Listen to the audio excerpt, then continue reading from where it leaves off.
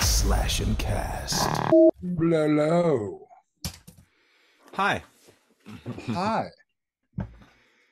Oh, How are you? overwhelmed. Oh boy. Oh, I'm sorry. Yeah. So overwhelmed with all your projects and your conventions and your being an important famous guy. I know it's tough. I just watched the Wham documentary. You know, George Michael had a hard time with fame, Sean. I think I'm headed down that path. I see Yeah. myself in a public restroom in a park somewhere, Yeah. Yeah. blowing Well, somebody eventually.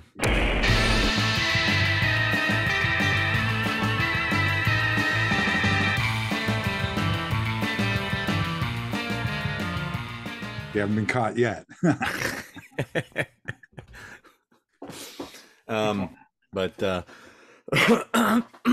yeah, no, it's just been super busy and just want nothing more than this Halloween convention to be over with. Oh, is it causing you a heartache? It's dude, it's just it's stressful. Yeah. What's making it stressful?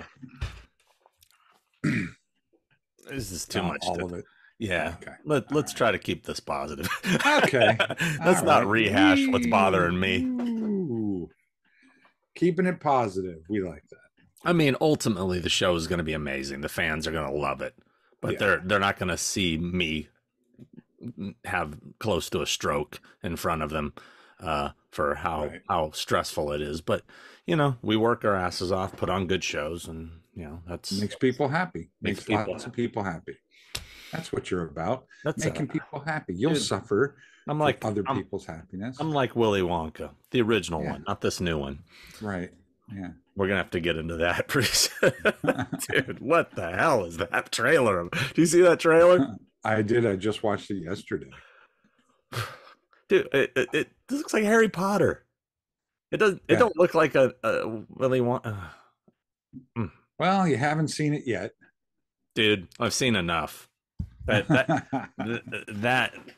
is not my Willy Wonka, and I don't care. think anything ever will. I don't think anything will ever be Gene Wilder as Willy Wonka. It's just never going to happen. And who asked for Hugh Grant as an Oompa Loompa? Whose idea was that? Excuse me. I'm sorry. I'm rather orange today. Yes. Oompa Loompa. Doobity doo. I mean, it's like, bro. Hey, I got a great idea. Hugh Grant as an Oompa Loompa. Well, how would he play it? Hugh Grant. Hugh as Grant. An Oompa. Yeah. Perfect. Let's do that. Oh, let's do that. For sure. Well, I haven't even looked at, so it's been so long. I mean, I don't even recognize you anymore. That's how long it's been. I know. I got the summer beard going. Yep. Let's see. Hold on. It's 95 degrees outside right now. I'm just trying to check what episode this is. It's been freaking forever. Has been a while. Was it before Palooza? Oh Christ! That we did it. Let's get this dude. That's not what I'm looking for. Yeah, I'm trying to find the last thing with two heads. I don't even know what episode this is. That's how long it's been. Oh wait, here it is. So this is episode 54. 54. And we're dropping this. I hope I have the time to edit and drop it on time. But I'm having faith that I'm dropping this on the 24th of July, which, oh wait, no, excuse me, 16th of July, which would be, strike that, reverse it. That was my favorite part of the new trailer, by the way.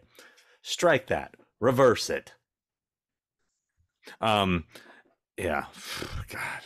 Oh, you hate that trailer, dude. And I'm sorry, the kid's name's Timothy Chalamet. Yeah, which cannot be his real name. That's just some like. Give me a cool Hollywood name that sounds like something you'd order off a French menu. I don't know.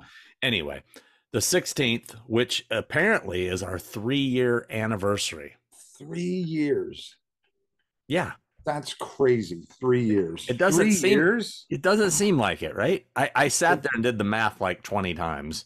It really doesn't. I don't know if I'm on board with that. 3 years, and we've only done 54 shows. Well, that makes it special. Keeps it special. That does. It does.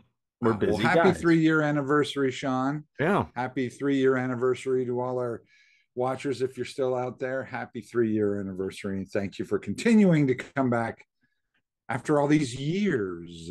Actually, Monday the 17th is the 3-year anniversary. So that's when this is going to... If you're now watching this on Monday the 17th of July, or you're watching it in the year 2087, and we're both dead.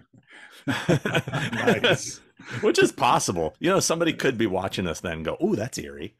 That's true. Yeah. Yeah. All right. Well, happy 2087, everybody. Yeah. How'd those flying cars work out? Wee. Those replicants still doing all right. Sex bots took over the world. Woohoo. So God, I have so many things. So many. Okay. Oh, let's get this out of the way right up front. So our next episode, we are going to have a guest. Yes. We are going to have the incredibly talented Mr. Tom Holland. Woohoo. No, I'm excited. Not Spider-Man. No. The director, the writer-director. We're talking The Beast Within. We're talking Class of 1984. A little movie called Child's Play. A little movie called Fright Night. Psycho 2. I mean, dude, come on. 2 of my favorites, Fright Night and Psycho 2. Psycho 2, one of the most underrated movies. Very underrated film. We want you guys to throw some questions his way.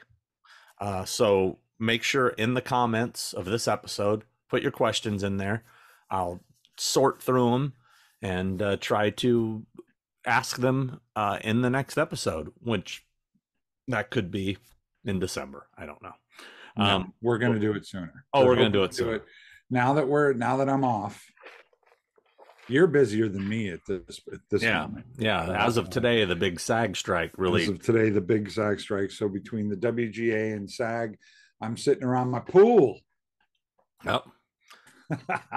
Or you might see Chris slinging waffle fries at Chick-fil-A. I'll do rehauls before that. You know what I was gonna bring up? It might be time to guess what? It's rehaul summer, kids. Rehaul summer, kids. If you want to rehaul, let me know. I am charging. You know you're gonna start getting hit up, right? Oh, I know. Yeah. Well, I still get hit up. I still get hit up all the time, almost every day. But yeah, Mr. Holland is. Didn't he just turn 80 years old?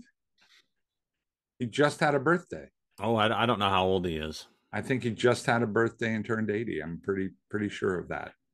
One thing I love about Tom, and you guys will see on the interview when we do it, I'm predicting the future here. I'm like Miss Cleo. Remember Miss Cleo? Nope. You don't remember Miss Cleo? Nope. She was the TV psychic. They had the call her Miss Cleo. You know, remember that? It was a big controversy. Okay. This is going back to like late 80s, early 90s. Okay. No, I got you now. Anyway, Tom is a straight shooter. He does not hold back. And you know what's dude, this is bonkers. Hold up. I just got an email while we were talking. This is creepy. Because I saw this about a month ago and I ignored it. And that person just emailed me again while we were talking. And there's a creepy connection here. You ready for this? Yes. Somebody that wanted to advertise with our show, but it's a psychic. Like it's it's like they do readings. Now awesome. It's weird. It's weird that I just mentioned that, and then that happened. Yeah, it's like, I heard you. I'm gonna, that's strange. That is strange. Should we do it? I don't know. I don't think. Well, they said that they want. I don't know. There's a whole thing like they want to do a reading with me first, and then right. then have me promoted on the. I don't have time for this nonsense right now. I think you should do it. I think you should do it. You should do it. You're the one who's got time. You let them do your reading, and then you decide if we put it on the show. Okay. I'll do it. I'll hook you up with it. There was also some Spotify advertising thing that I got an email for and I lost, and I don't know if I deleted it. I can't remember. I don't. Spotify would be good. I'll take Spotify money. Music. I'll have to talk to Ryan again. He can. I don't know. He knew something about it. Okay. All right. So yeah. So Tom Holland, straight shooter, very honest dude who will tell it as it is, and we like that. We like that. Yeah, he's funny. He's a real funny guy. He's salty. He's definitely salty. Wait. Oh, I can't wait. We're gonna have a salt off. It's gonna be great. Saltathon. So let's jump into some let's talk about things we've been watching. We just talked about the Willy Wonka trailer, which is garbage. What have you watched lately? I know you had mentioned that you loved John Wick 4. Is that right? I did. I liked it. I don't want to say loved it. I liked it. It was long. It was way too long. It was about 45 minutes too long. Yeah, for sure. I 100% agree with that. Was I happy with the ending? It's ambiguous. But it's really the only way that you could end it. I liked it. I didn't love it. It's not my favorite of the four. Had a lot of Warriors nods in there.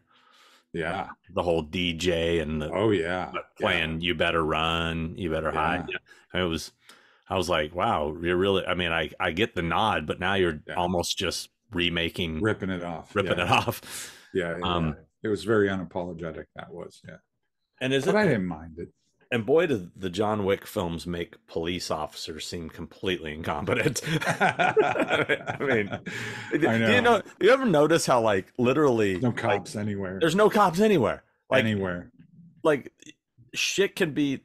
The city can be burning down. No, not a single cop shows up. Not a fire engine. Not an ambulance. Nope.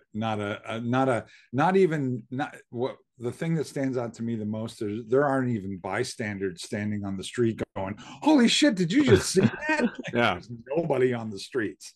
There's nobody anywhere. It's just those guys.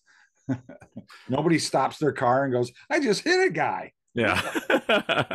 I also feel like they really painted themselves kind of in a corner with the whole bulletproof suit thing. It kind of makes things not that. I mean, now everything is this. Yeah, the suit. Yeah. And for as good as they are, no headshots ever. Nope. Nobody can seem to get this area unless you're John Wick. Yeah. But you know what? They're fun. I take those are the kind of movies you got to take with a grain of salt. If I'm going to see an action movie, sure, make it so over the top that I get it. It kind of goes back to Shaw Brothers kind of stuff. It's so crazy. You're just going, whoa. I know we're supposed to just shut up and eat our popcorn on it because it's clearly not trying to I don't know, be a great movie. It's just trying to be a great action film, Right. Yeah. They're shot well. They look beautiful. Yeah. No complaints there. Yeah. No complaints there. I saw Indiana Jones. Oh, and? Did you see it? No. It's not as bad as I thought it was going to be. I went in there with very low expectations. But I had been watching the older ones, and it's summer and it's Indiana Jones. And I was like, yeah, fuck it. Let's go see it. And we saw it. It wasn't as bad as I thought it was. There's, it's got some issues, but it's actually not that bad. It's entertaining. It's Indiana Jones.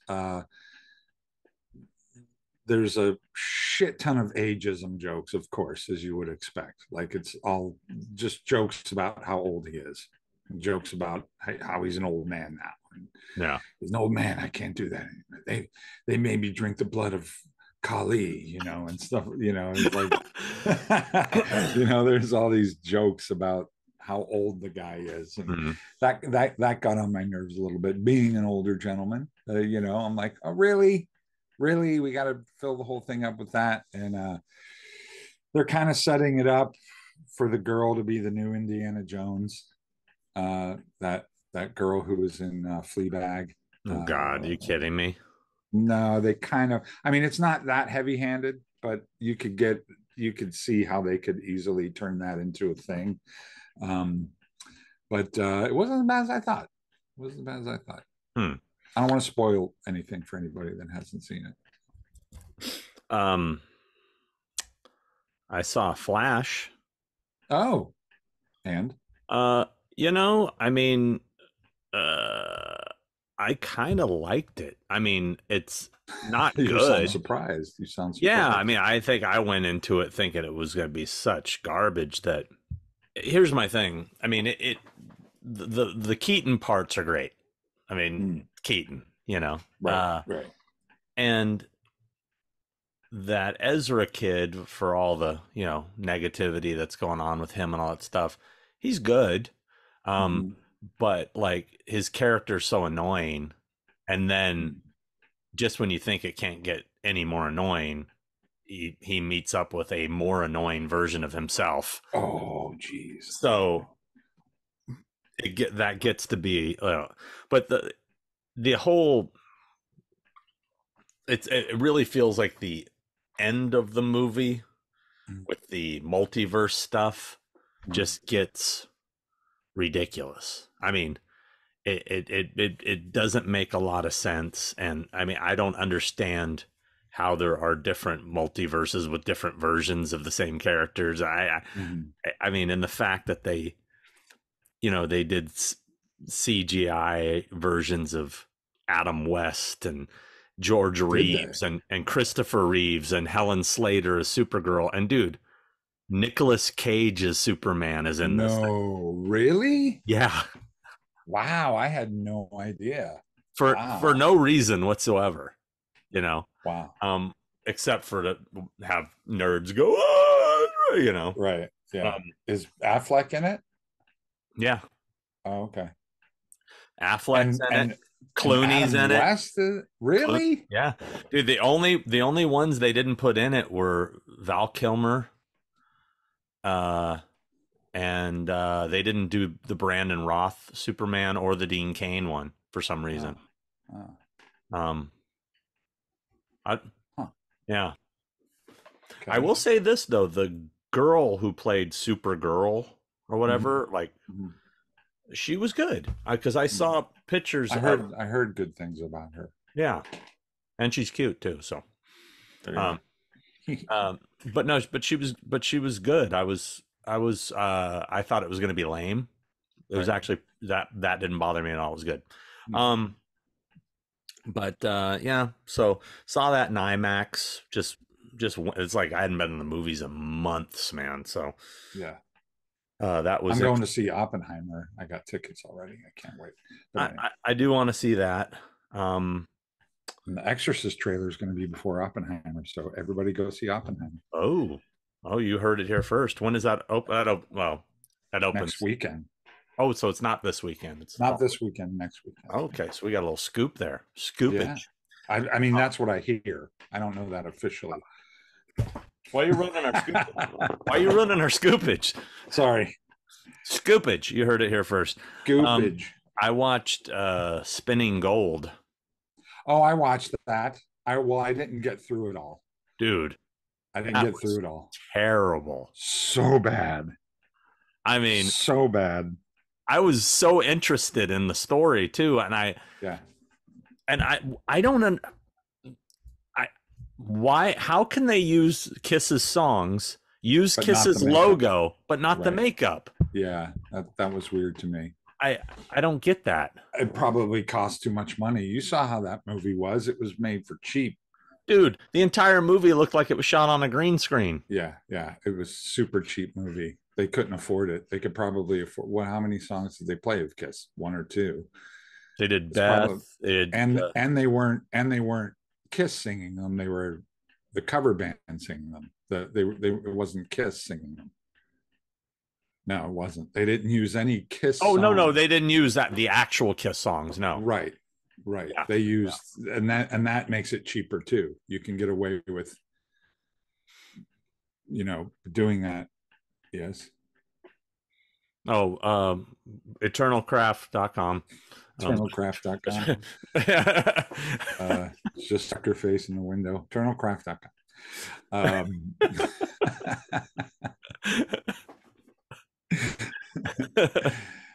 You'll get your custom made jewelry at eternalcraft.com. Anyway, nothing says like celebrating the SAG strike than something right, eternalcraft.com. And the other thing about Spinning Gold too was none of the people looked anything. Did you see who they cast as Donna Summer? I know. Like, who's that supposed to be? Yeah. What? That they didn't even try. They didn't even try. Lou Reed wasn't Lou Reed. Wait, not Lou Reed. It was Donna Summer. I couldn't get over. There was another artist that they cast, and I was like, they didn't even try. Didn't even bother. The Kiss guys. I mean, the guy that played Gene looked okay. When the he guy was that out played of makeup. Paul. Yeah, I don't know what that was. The one that played Peter was okay, but the Ace, I don't even know what. Like they didn't even like try to even like just put a person in makeup over there, like because he didn't have a line or anything. Yeah. In fact, I couldn't even find online who played Ace. He was the only one not credited. Oh wow. But no, I'm trying to remember who. Yeah, the other person you're talking about that was like, it was so bad I can't even remember who it was. Yeah, it was another Casablanca artist. Yeah, hold on, I'm pulling up the IMDb on it because I'm it's gonna drive me crazy now. But yeah, it was just it was one of those things where it felt like, okay, we don't have the budget to make this good, so we're going to make everything look extra fake. Gladys Knight. It was Gladys Knight. Was it Gladys Knight? It was, because I was like, that's who's that now?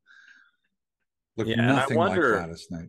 If there's really any truth to that story they told about that. Oh, changing the midnight train to Georgia.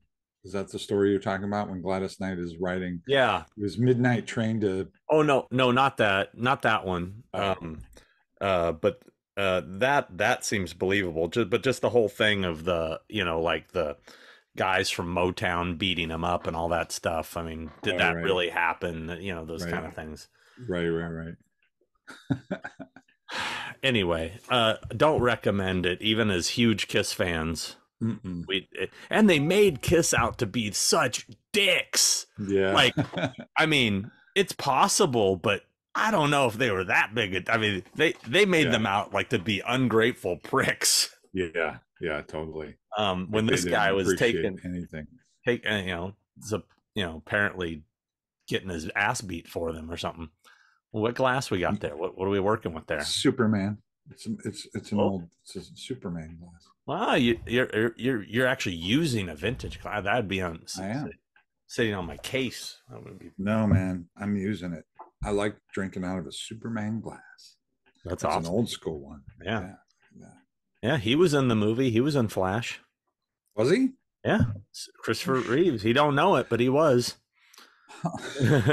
Jesus. I'll have to check that out when it comes on demand. We spoke about this in the last episode, and I had not yet seen Renfield. Oh. And don't. I'm walking out. Best movie of the year. I minus the terrible digital blood, I found it entertaining. Wow. Okay. And I just love over the top Nick Cage. I mean, yeah. I cannot stand Awkwafina. No. I mean, she's so annoying in everything she's in. Everybody in that movie is annoying. Everybody. But I enjoyed. You liked it. Okay. I will never watch it again, but I'm not disappointed I saw it.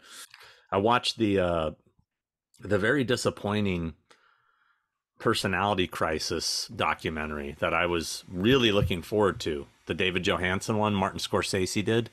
Oh yeah, yeah, yeah. Is that the one where he's performing in the hotel in New York and telling Yeah. stories and Yeah. yeah, yeah, I yeah, thought it was going to be more of a documentary. I yeah, was kind of let down by this format. yeah. I Um, agree. um, Did you yeah, see the Wham documentary? I have not. Watch that. It's good. Yeah, Yeah, it's good. I want to see that one. It's a good one. Um, I recommend it. Even whether you're a Wham fan or not, it's pretty interesting. And it's also, I had no idea how young those guys were when they hit it big. They were like 19. really? Yeah, they were so young, number one. And number two, I forgot how many hits those fucking guys had. Like, you think of one or two, but they just kept rolling them out. It was amazing how many hits those guys had. I was Yeah. impressed. No, they're for as lame as they were, back in the day, like, you'd get beat up if you said you liked Wham in my circles, their songs are good, they were Yeah, talented, yeah, they're great pop songs. Yeah. Really, really, really well crafted pop songs, man. I got some gifts here, and letters and stuff. I made some notes here. I guess I'm supposed to read these. I can't remember. Okay. Um, okay. Zachary Giovanni said, "Hi, Sean. I don't know if you'll get this message, but me and my dad are super big fans of your Horrors Hall Ground series and definitely The Thing with Two Heads. But on May 23rd, I lost my father unexpectedly. Thank you so much for the memories and laughs we had together.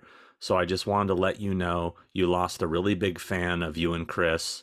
If you see this, it would mean the world to me. Uh, keep doing the awesome content, and I will definitely keep watching." His name was Jeff Giovanni. Oh. So, condolences to you, Zachary, and your family. And Yeah, for sure. Wow, we can't afford to lose any fans, No. But no, in all seriousness, I appreciate the kind words, and yeah, we're really sorry for your loss, man. That's so sorry about that, Zachary, and Godspeed, Jeff. Yeah. Godspeed, Jeff. Christopher Hall suggests, "Hi, Sean. I was wondering if I could suggest a possible topic for you and Chris for a future podcast. Okay. If this isn't the right place, then I apologize." Nope, just the right place. Oh. I believe on a previous show you did a segment on your favorite horror movies that never had a sequel or prequel. How about some of your favorite non-horror movies that never got one? Thank you. I have to think on that. Well, Shawshank Redemption. My Bodyguard Part 2. My Bodyguard. Still bodyguarding. I was gonna say Meatballs, but I remember they did 4 of them. Yes, they did. Even though they weren't really sequels. Got to think on that. There's too many to even list, I think. I mean, there's a lot. Well, here's the thing. A lot of movies just don't need sequels. They're best left alone. Like, if you would have asked 18-year-old Sean if he wanted a sequel to Clockwork Orange, I would have said yes. But of course, that's a stupid idea. It's Did we need a sequel to The Shining? No, but I enjoyed it. I did enjoy it. I mean, but I would say, would have been cool. Some of those John Hughes movies, like Breakfast Club 2, The Next Day, let's see what happens with those characters now. Are they actually 16 candles? I want to see 17 candles. 17 candles. Yeah. I want to see 46 candles. Weirder science. I go on with that. I'd be on board with John Hughes sequels, even though it's Mr. Prettier in pink. Anymore. Boom. See what you did there? Yeah. I know. Ferris Bueller's Weekend. More kind of wonderful. Yeah. That was terrible. Yeah, that was. That was. Yeah. Oh. So I got this. This was a gift a fan brought me to a show. Oh, look at that. Since he knows I'm a big Twilight Zone fan, it's a pretty nice drawing. That is cool. Trying to do it so you Yeah. don't get the glare. Wait, was that at Monster Palooza? Yes, it was. He gave you I got something one too. from that. I got one. Hold on, it's right here. I got this from the same guy. Yeah. Look at that. I forgot his name, and his signature's kind of unreadable. Yeah. Sorry. But thank you. Yeah, that was awesome. Thank you for that, because we were both at Monster Palooza. We didn't talk about that. So I got this in the mail. Hey guys, hope you enjoy these magazines. I've been a big fan of your content, Sean, and really enjoy the pod. It would be great if you got Aaron Armstrong for an upcoming interview, as he is someone us fans haven't really gotten to know. Oh, we can Hope do to that. catch you guys at H45. Take care and can't wait for more episodes. Frankie G. And he sent us each a copy Frankie G. of the Life Kiss Life magazine. Okay, cool. Unfortunately, I'd already bought it, but I don't have that. But Thank you. Yeah, and it's really good, dude. It goes through the whole career. Oh wow! Expensive magazine too. This is a $15 magazine. You bought us two. Jesus. You know. Wow, you dropped $30 on us. Thank you. That's awfully nice of you. And he sent an envelope with float in the pool. I think you want some signed stuff, so I'm gonna make sure to handle that today. We will do that. We will do that. Stickers and whatnots. Here's some more goodies. I didn't even tell you about some of these. No, I had no idea we're still getting goodies. Yeah. I thought people gave up on that shit. No. For some reason. All right. This one's a long one, but let's see. Hello, Sean and Chris. Hope things are going well. Love watching The Thing with Two Heads and Horror's Hallowed Grounds episodes. You guys are welcome on my lawn anytime. Oh, boy. Chris, your work is awesome. Looking forward to seeing the new Exorcist movie. Chris, what scenes did you play Michael Myers or parts of Michael Myers in the 3 movies you worked on? I'll go ahead and stop there and let you do that.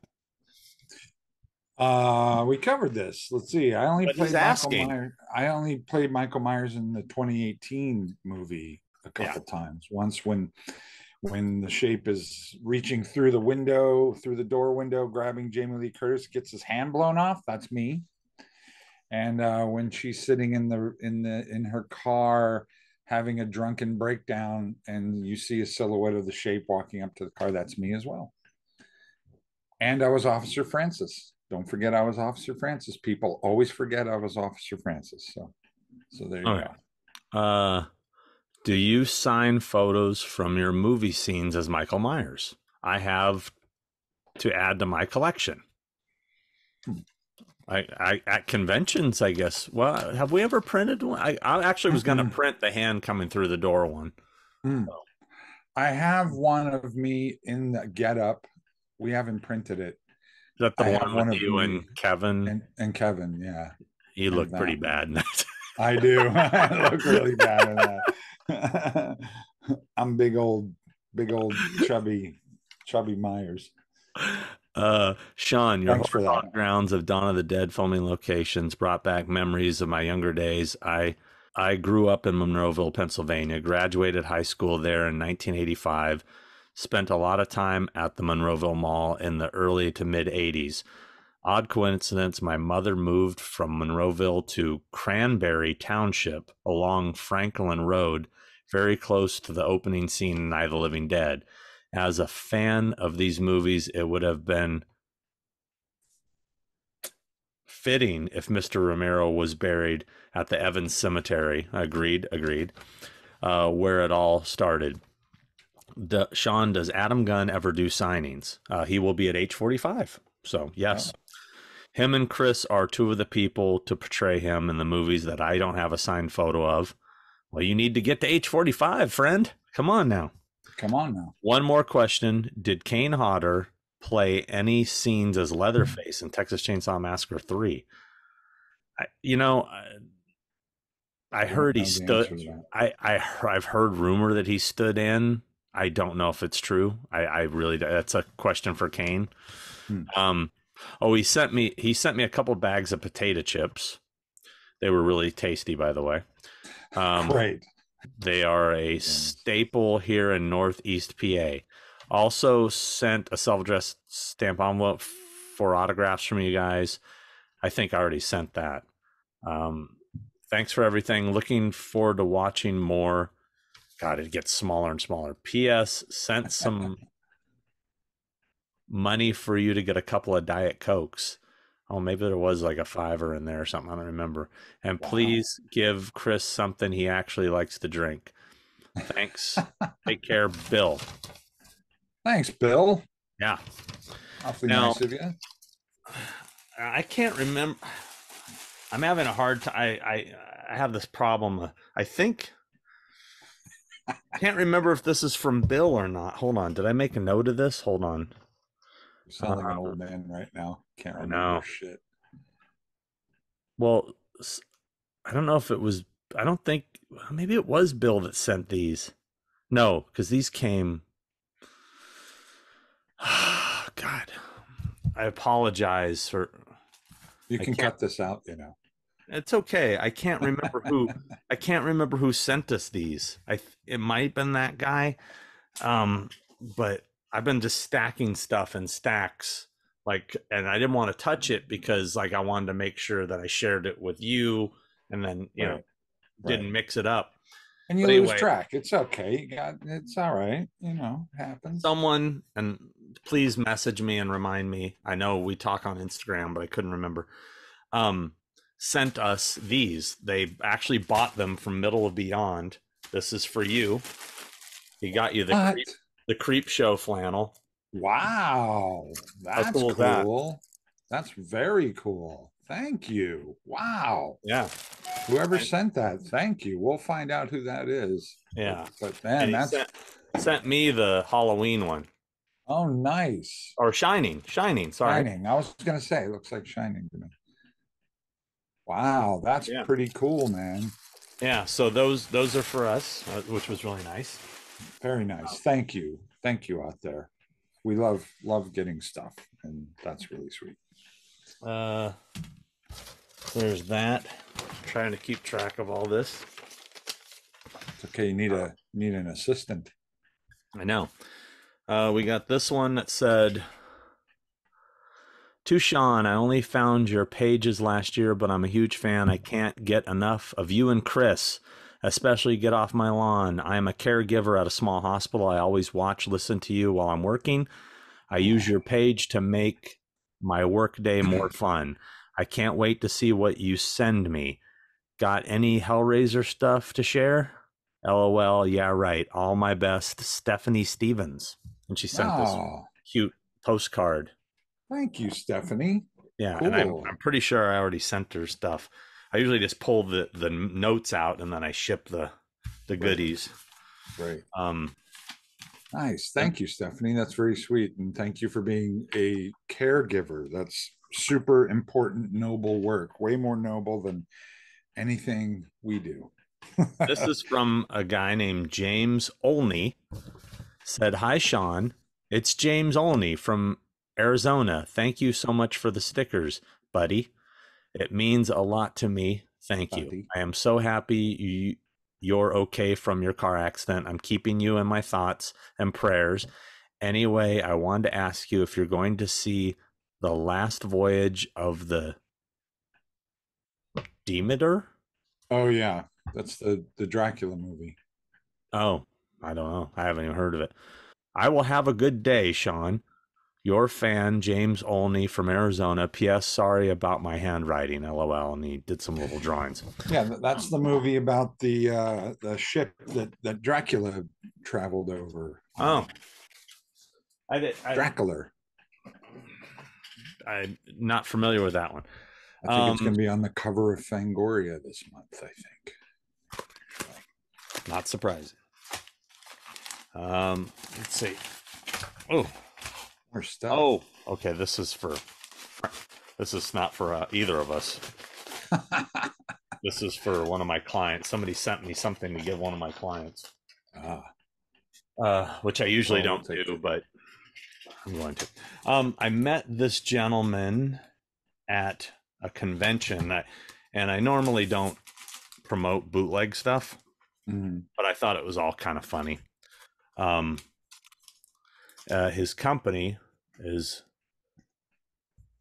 Bootleg as Fuck, Bootleg Toys, and you can find them here. Look at that. And this is just a couple things he gave me. There was a pin set, a little Halloween 3 pin set. Oh, cool. Which, you know, nothing special, but like this is kind of cute. Free pins though. Halloween Nintendo. Oh, games you wish were real. Oh, very cool. I thought that was kind of funny. That is. And then there's this. It's a Halloween 3 pumpkin. Which, okay. And it lights up. Oh, very cool. Oh, wow. I think this might be the same guy that does the Atkins mustaches on cards too. Oh. But anyway, it was just he was nice enough to give those to me. So that's cool. You meet a lot of our fans at conventions. I don't get to meet people at the conventions. I always enjoy when I open up my text and there's a picture of you with someone wearing a thing with two heads shirt or something. I never get to meet these people. You got a bunch of shows coming up this year. A couple, yeah. You got Silver Scream, you got H45, you got Spookala. Yeah. Pretty soon, people are going to be like, enough with the Nelson. Yeah, I don't need the full Nelson. Yeah, half Nelson. Half Nelson. Saw where that was going. Yeah. All right. So anyway, thank you guys for the nice gifts and whatnots, and we appreciate it. Oh, I just got this book. I think you're going to be interested in this. I am going to read this because I am interested in this topic at all. But have you heard about this? What books? No, what's that? It's not about Rush. It's about the Twilight Zone tragedy. Oh, wow. Yeah, the secret story of Steven Spielberg, Warner Brothers, and the Twilight Zone deaths. Wow. I like this this quote: "A tour through a sewer in a glass bottom boat." Jeez. And who wrote it? I don't understand. See that? Wrote it? Contains graphic content. There is Steve Chane. They got a hold of actual crime scene photos of. Dude, they're not. See that. They're gnarly. I don't need to see that. You kind of need to see it.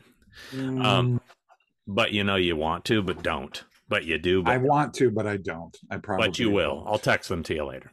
Please. No problem. It's my pleasure. Anything I can do.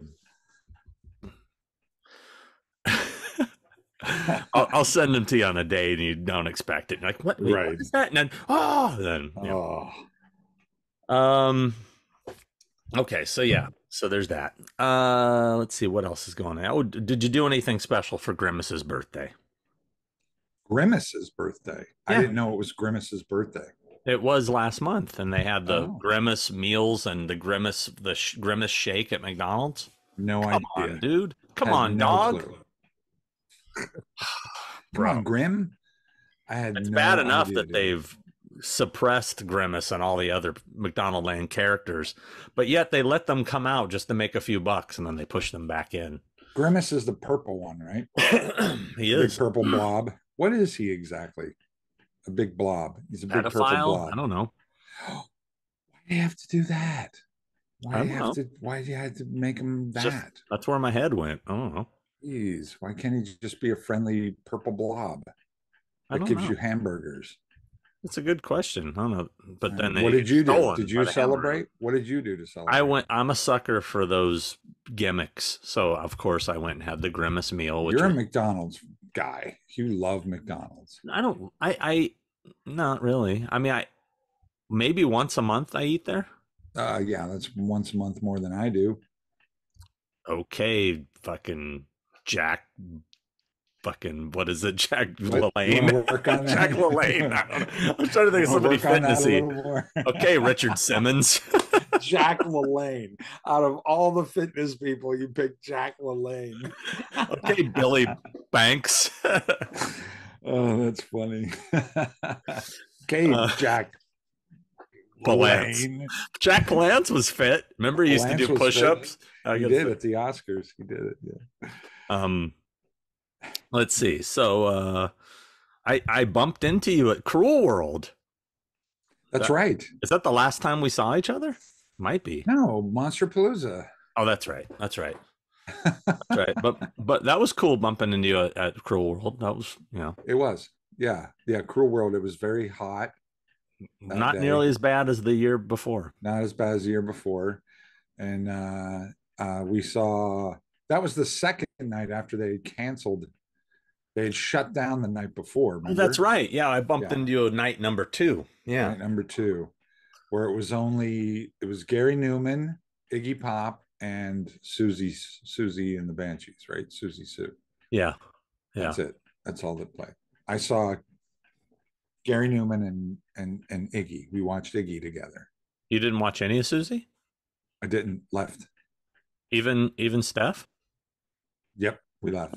Oh, okay. We stayed we started walking out when she came out for the first encore. Just try to beat the insanity of traffic. For those of you who don't know, the Cruel World Festival was an all-day thing with 1,000 bands or whatever. I don't know, it was a lot of bands. And right in the middle of Iggy Pop's set, who was the second to last, it was Iggy Pop and then Susie. There was a lightning strike or something, and they basically shut everything down and made everybody evacuate. And it was chaos. It was a lot of pissed off people. But then within just hours, they somehow pulled it together to let people come back the next night. And Gary Newman played again as like an opener. And then they had Iggy and Susie. So Nan and I went to both. Saw Ryan Turek there both nights. Yeah. I saw him both nights. Oh. The highlight for me was Love and Rockets. I thought they were the best of the night, which kind of was fitting because the year before Bauhaus was the best. And it's the same band with it was crazy. Do you like festivals? I'm not a big fan of festivals. No, I can't do it. There's too many people. Too much hassle. Just even parking and getting in the park was a nightmare. Yeah, I'm not a fan, but yet I keep getting sucked in by these great lineups. Like if I was in town for that Dark Wave thing that's happening in Huntington Beach, but Tears for Fears is headlining and OMD, and there's a bunch of bands on that show I'd like to see. But I'm not going to be in town that weekend, so I'm not gonna. I'm excited. I got tickets. I got 2 shows coming up. I got Tears for Fears at the Hollywood Bowl, which I'm super excited about. That's August 2nd, and I got Danny Elfman August 5th down in Irvine near you. I know, dude. I'm a massive Boingo fan. Yeah, and I'm going to miss. You're going to be out of town, right? You should go to Tears for Fears, though. We could. Technically, we could. It's just I'll be coming back from Manchester, England that Monday, and then I got to get ready to leave straight for Chicago. It's going to be tough. But Manchester, that's going to be fun. I want to go to Manchester. What's in Manchester? I'm leaving for London a week from tomorrow. Oh. I'm spending a week in London filming. Oh, cool. And then going from London to Manchester for Manchester Comic-Con. Wow. Which I'm not going to have fun at because it's not a horror convention. It's a Comic-Con, and it's literally just work. So I'm going to be sitting there miserable for 2 days. And then, but I'm going to shoot some really amazing episodes. I mean, it's, all places I've pretty much been before, but never Mhm. filmed. I just went and I took pictures. But now I'm gonna go shoot episodes. It's gonna be pretty badass. I got some good Oh, stuff good. coming. Oh, awesome. Let I was me. just in Atlanta doing some reshoots on something, which I'm Mhm. not going to talk about, but Yeah. I was in Atlanta for a couple weeks. That went well. It was hot as balls there, Yeah. and humid as hell, but got some good stuff. I'm excited. So that took a while. Mhm. And Feeling good about what you did? I am, yeah, feeling good about it. Did Okay. some did some did some fun stuff. A couple fun things we did. I tell you, I'm starting a band. Started a band with Norman Cabrera called the Dead Men. That's right, you heard me. Are you serious? Yeah, Norman and I have been jamming on the bass. The bass, I got my bass rig back there. I'm playing bass in this band. What's he playing? Drums? Guitar. Oh, Yeah. Need a singer. You want to sing? We're doing covers. who's playing drums? Carrie Ayers, makeup artist friend of mine. It's great. He was the drummer for Pretty Boy Floyd. I'm not kidding you. Really? He's a makeup effects artist now. Yeah. He's doing great. Yeah. Okay. Yeah. Little trivia for you. Little something for you. I'm not a good singer. I sang in a band once, but yeah, it's not a good idea. Oh, all right then. I was always the drummer, but I played guitar in bands too, but always ended up being the drummer. But I'm a good singer. Norman wants me to sing, but I really, can't sing at the same time playing bass. I can sing playing guitar. I can't sing playing bass. Hey everybody, look. eternalcraft.com. Eternalcraft.com, everyone. Yeah. Actors to join writers on strike, bringing Hollywood to a standstill. Yep, SAG striking. SAG striking. It's official. I thought it already was. No. No, it's today. Today was the deadline. All right. So now do I text Jamie and say H45? Yeah, exactly. Probably be a good time to do it. She got nothing else going on. I think I'll give it a couple days, let this kind of breathe, and then I'll go, hey, I know you said you might be busy, Academy Award and whatnot. So now that SAG is striking, I got a lot more time to make masks and do shows and float around in my pool and drink margaritas. Who's with me? Who wants to come? No, just me. All Oh, right, let's fine. do that. More for me.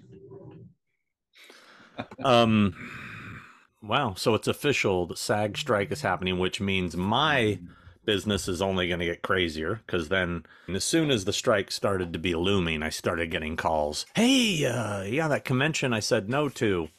Yeah, it's like, yeah, those filled up months ago. Yeah. So now you're going to get more calls. I'm going to get more people saying, including from me. Get me work now for those shows that are already booked into next year. Yeah, exactly.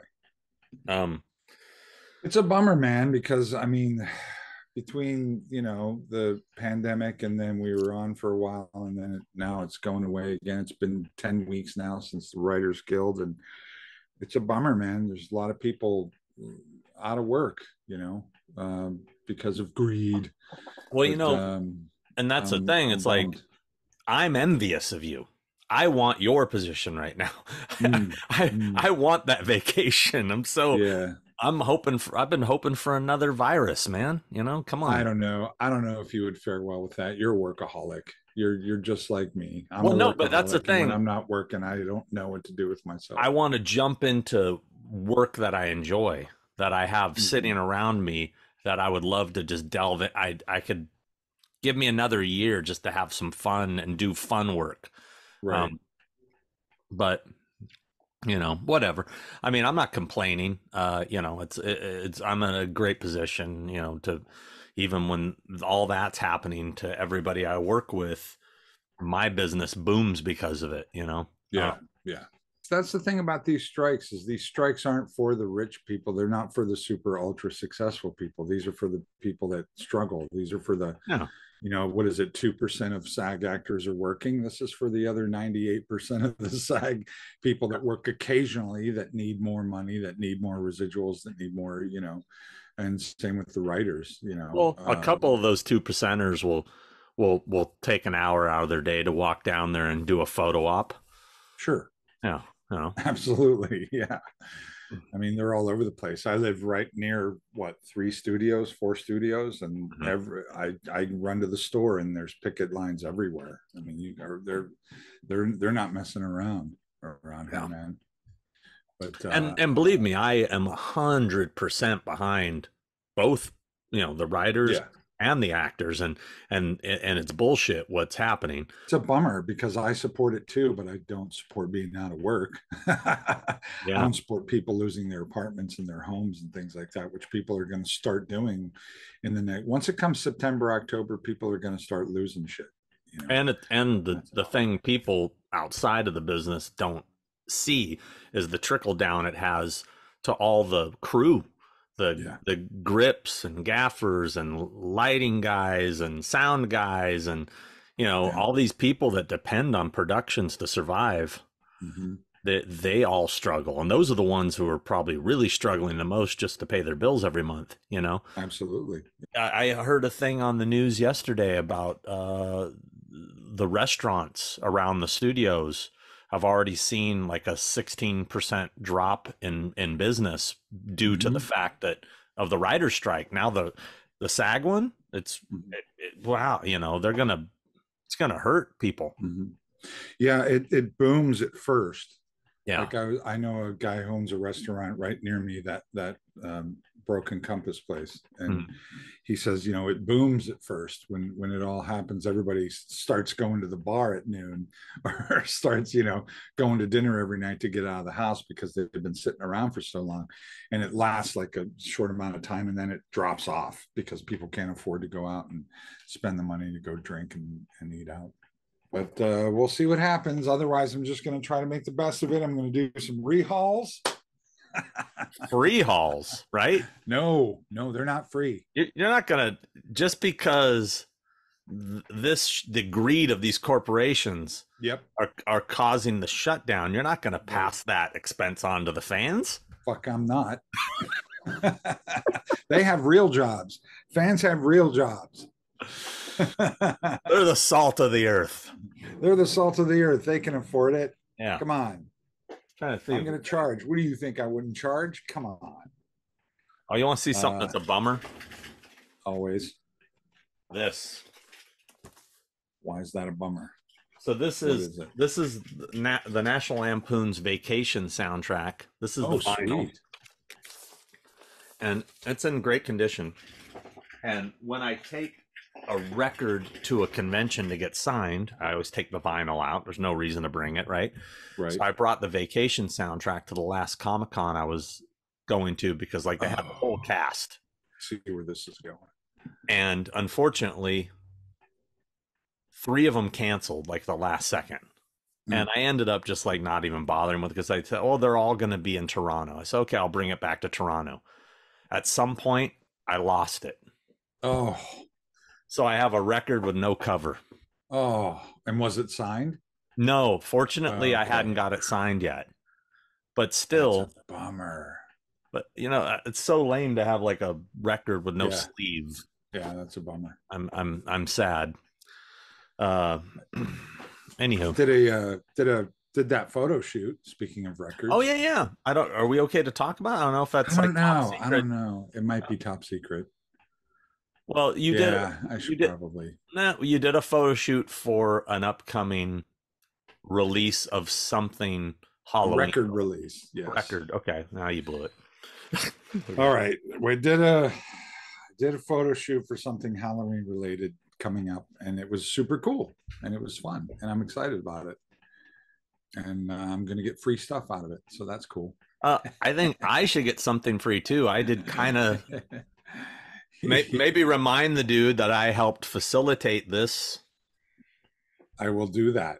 Yeah, I would like. Or you could just tell me what the fuck you want, and I'll get it. I just want the thing that it was for. You'll get it. I'll get it. Yeah, just I'll get you one. I'm sure he will. I think I'm sure. No, I'm in touch with the guy already. Yeah. The main guy. So No. it's I got you. I got you. Yeah. I still have to finish your mask right there. Was that for me? Yeah. Oh. You idiot. Remember when you were over here? I told you about it. Yeah, but it could have just been talk, Now that I have time. Well, that's true. I should get a full figure. You got plenty of time. Full fig. You want a full look cool in the corner. You want a full a full JJC? Yeah. And complete when you press the button, it goes, "What's up, dog?" I want it motion activated. So when you walk past it, it says different JJC phrases.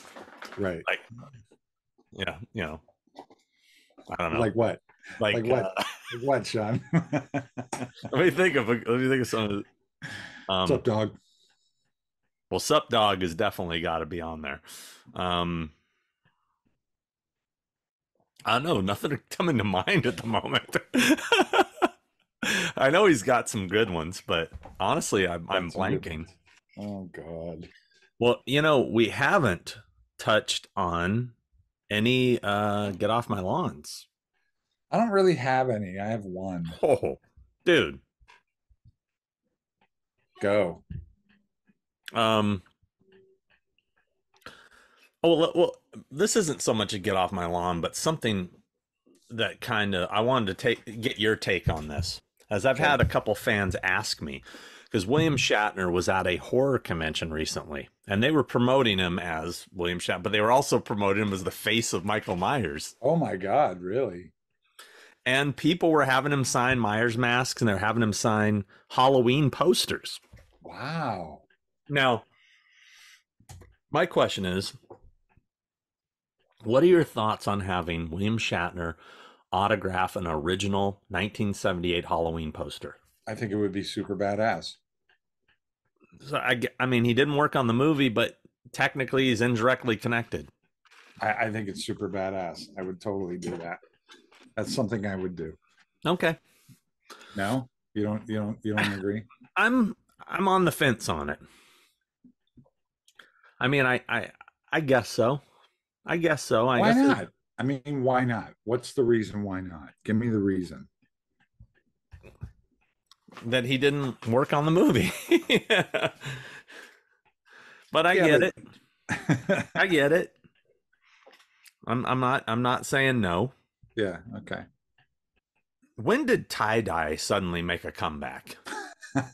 and never went away, dog. And is it actually popular, or is it just being forced on us? I'm trying to figure this out. If you go to middle America, it's very popular. But I'm talking about even horror culture. All these different like t-shirt companies keep releasing tie-dye versions. Right. And I don't know why. I don't either. Somebody's buying them. They wouldn't do it if they weren't buying them. I don't get it, dog. Have you ever seen one at a convention? Someone wearing a tie-dyed horror shirt? Oh, yeah. It's a big thing right now. There you go. They look horrible. They're terrible. They're ugly as sin. Unsettling. Yeah. So I got to tell you about this one. So Nay, she shops at that clothing store called Free People. Uh-huh. And it's a women's clothing store. Yes, it is.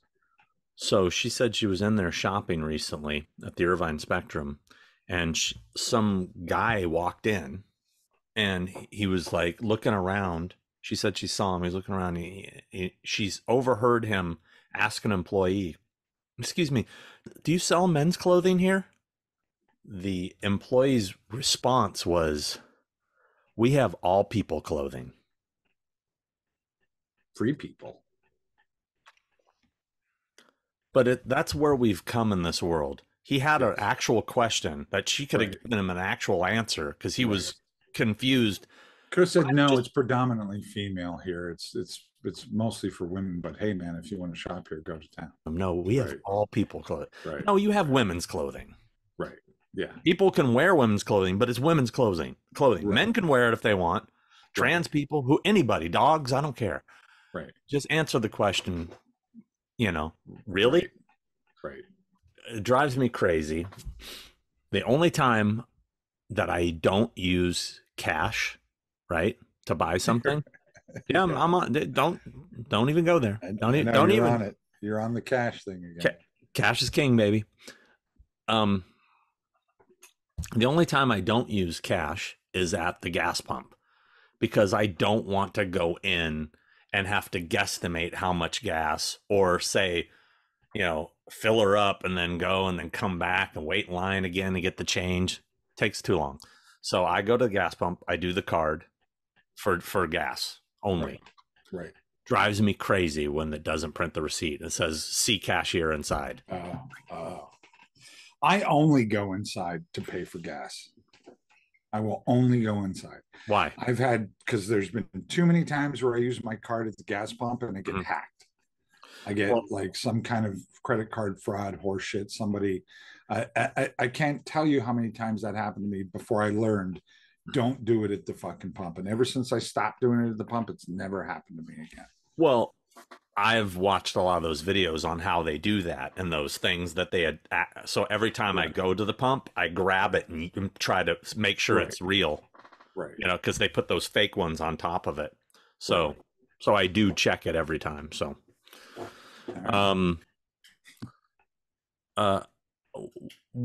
why I don't, I've always been kind of fascinated by people that talk on their cell phones when they're in a public restroom. Oh, please. And they're talking like they're in their living room. Yeah.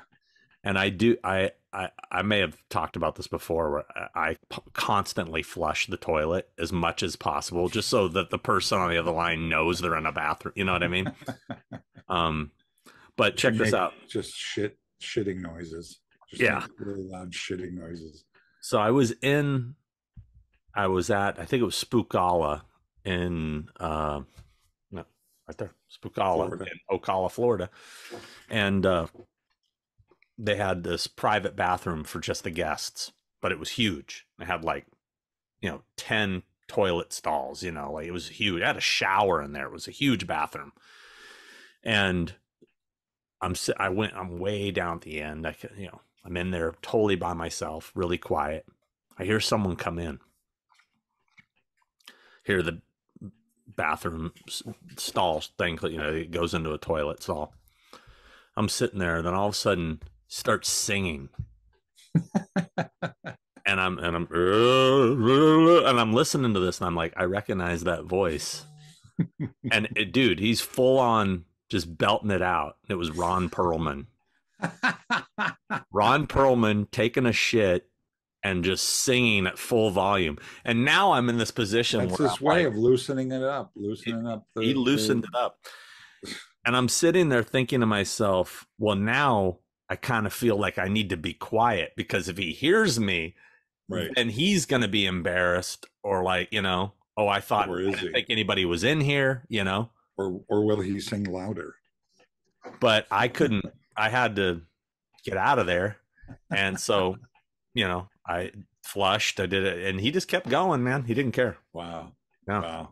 So then I went out and I told his agent, I said, hey, man, I was in there. He goes, oh, yeah, he does that all the time. He loves Is he a good singer? Is he a good singer? Not bad. Yeah. Who one of my clients who loves to sing, and he'll sit there at his table at convention and just sing, is Keith David. Oh, okay. Keith David from The Thing loves to sing. On bathrooms. Yes, sir. Why are there no bathrooms in airport restaurants? If you go to a restaurant in an airport, like a proper sit-down restaurant. You mean like a TGIF? Even like a TGIF. Okay. You have to leave the restaurant and go to find a bathroom. They never have bathrooms in the restaurants. You ever notice that? No. I'll say yes. Yes, I did notice that. Yes, I noticed that. I think it's because there's bathrooms all over the place in a freaking airport. There's one every 20 freaking feet. There's a bathroom. Can't walk out of the restaurant and go to the bathroom. It's right there. Not always. Some airports have their bathrooms really spaced far apart. Hmm. Denver is an example. That sounds like a YP. A you problem? Is that what that That is? sounds like a your problem. Okay. Okay. Um, Speaking of airports, my only get off my lawn is everybody stop taking your entire luggage on the fucking plane. Stop it. Stop it. Stop it. It's out of control. It's out of control. You people are getting on the plane with 2 full suitcases yep. and a bag and a fucking stroller and a fucking pillow and and you're taking up everybody else's space. And now that's why everybody's rushing to get on the plane as soon as possible so they can find room for all their shit. Stop it with that. Stop taking all that. Do you need all that shit? You can't check a bag. You just don't want to check a bag. You can't check a bag so much. Oh, God forbid you should go to the fucking baggage claim and get your bag. You got to take it all on the plane with you. And they just let people do it. They let people do it. Yeah. What is that about? Well, and then not only like do they run out of space, and then as people are getting on, then they have to fight their way back with the bag that they now have to check because there's no more room, and they're freaking out about it. And then when you're trying to get off the plane, you have to wait for this person who's pulling this thing out and grabbing this thing and putting it on here and attaching that. And we're like, we'd like to get off the plane. I have my one bag. I'd like to just pass you, you know? Yeah. I took a guy's bag out of the thing because I was in first class because I went for my first class. That's how it rolls, people. That's how I roll. For the Some SAG Strike. guy and coach put his giant bag in the first class bin and went back. Mhm. And I was pissed. And there was no room for my bag, which I'm sitting right under that cubby, right? Took his bag, took his thing out, stuck it in the fucking aisle, put my bag in there, sat the fuck down. Stewardess came, went, "What's going on?" I go, "That guy's sitting in coach." Took the bag back. You don't do that shit. No. Nope. Not Christopher Nelson. Not on my watch. Not to me, baby. Not happening, dog. I pay good money. Paid good money for that. See? That's right.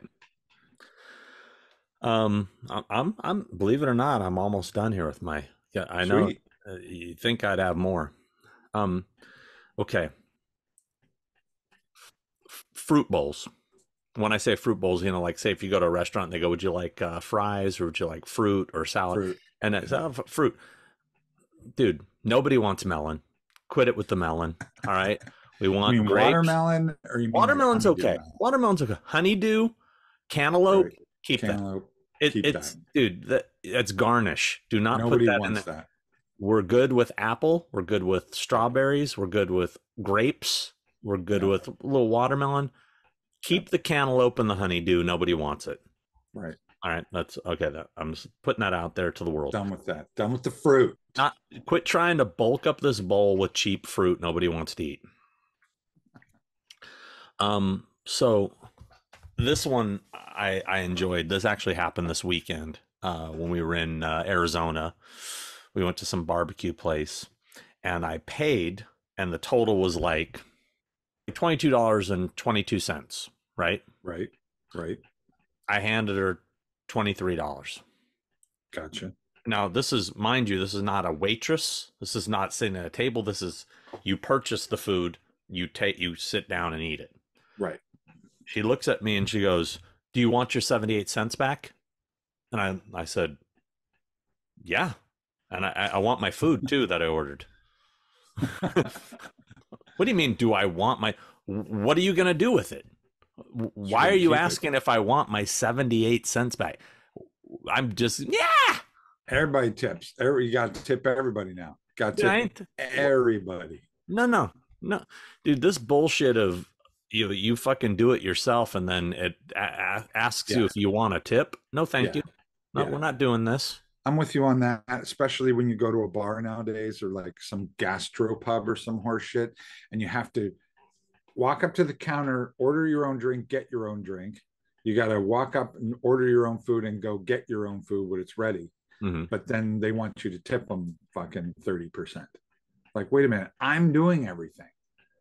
You're saving money by not having a wait staff. How does that work?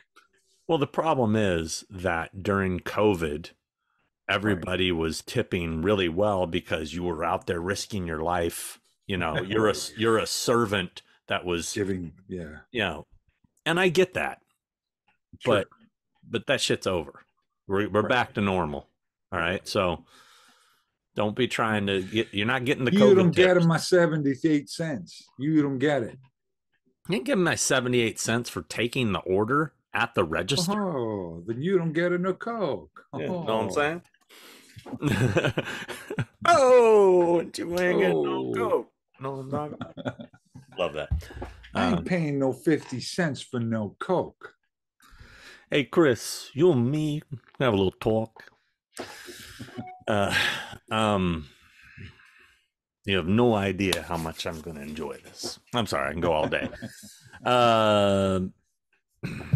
So, okay, I think I'm done with my All right. get off the lawns for today.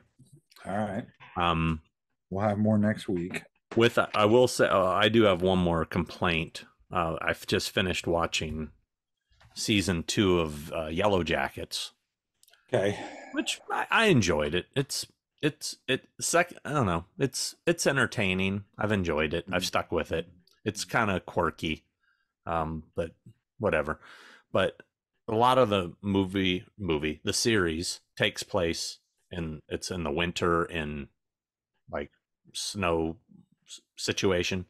Sure. Enough with the digital breath. The digital breath is so obviously fake. Right. Stop it with the digital breath. Would you rather have no breath? Yeah. Because wouldn't that throw you off? If they No. were out in the snow with no breath, No. wouldn't that bother you more than the digital breath? Nope. No.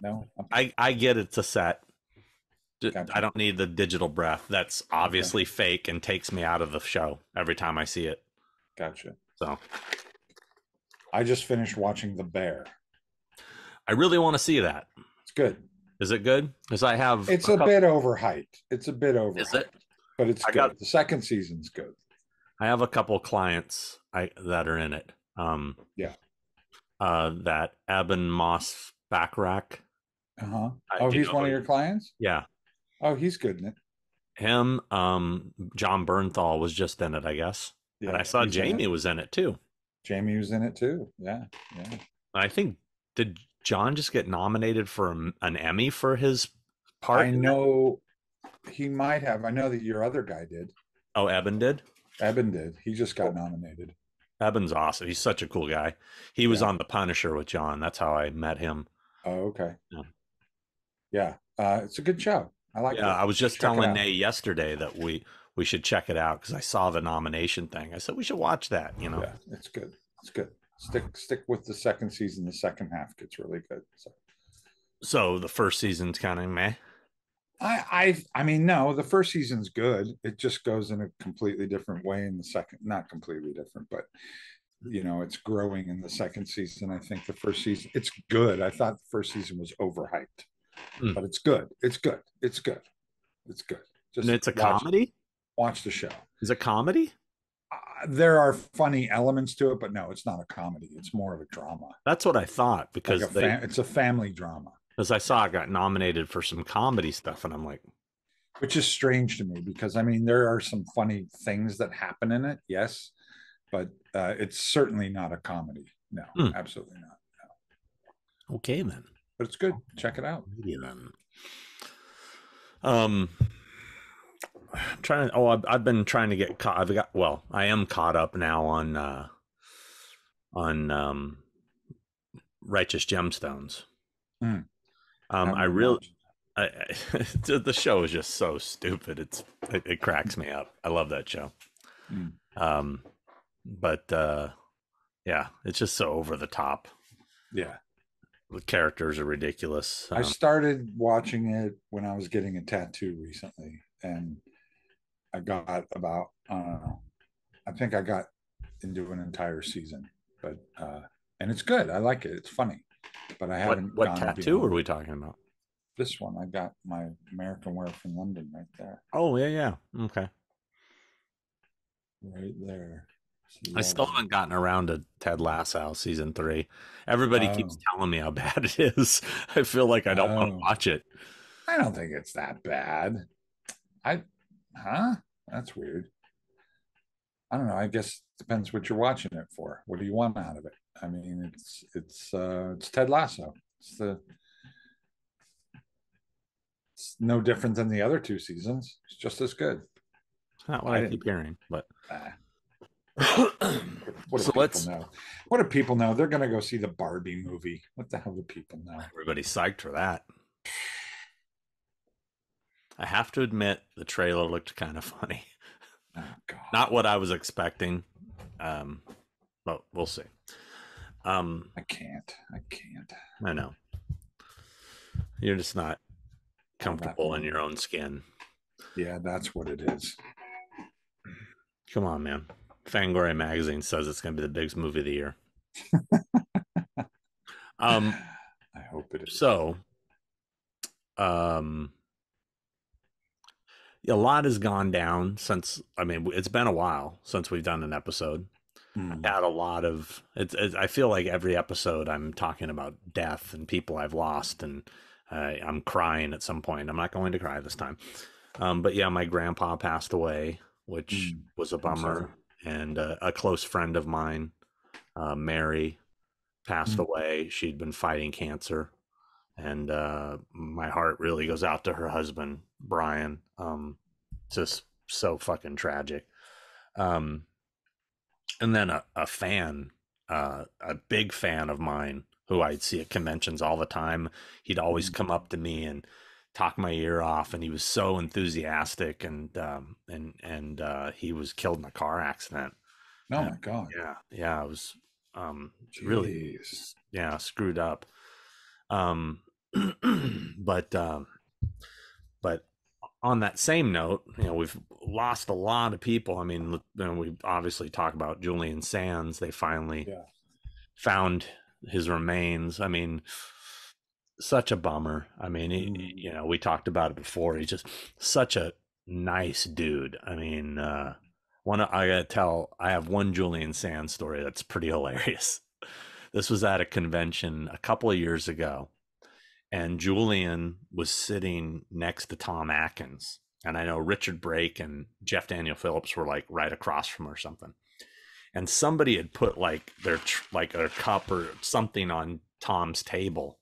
If Tom had 2 tables, and like put like a can or something, and Tom saw it, and he what the hell, and he's like, people putting trash on my table, and he gets all upset, right? And then when he wasn't looking, Julian Sands picks up some trash and just sits it on his table, and Tom would turn around and he's like, what the hell's going on? And he was getting pissed. And then like Richard and Jeff everybody was grabbing trash and putting it on Tom's table. God, but funny. Julian is the one who started it. And it was just so funny.